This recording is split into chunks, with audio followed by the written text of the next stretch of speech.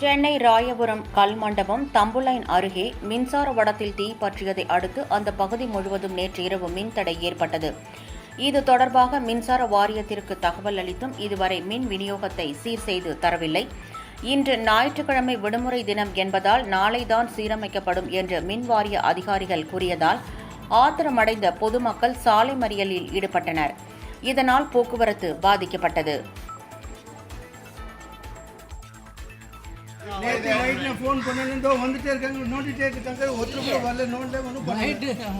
அரசு அதிகாரிங்க இப்போ தமிழ்நாடு மின்சார வாரியம் இப்போ இது என்ன பதில் சொல்ல போகுது? இந்த தெருவில் உள்ள மக்கள் கிட்டத்தட்ட 2000 வீடுங்க இருக்கு, எல்லா டெனண்டோட சேர்த்து. இதனோட வெடிச்சு அவ்வளோ தூரம் வந்திருக்கு. நல்ல வேலை யாருக்கும் பாதிப்பாகல.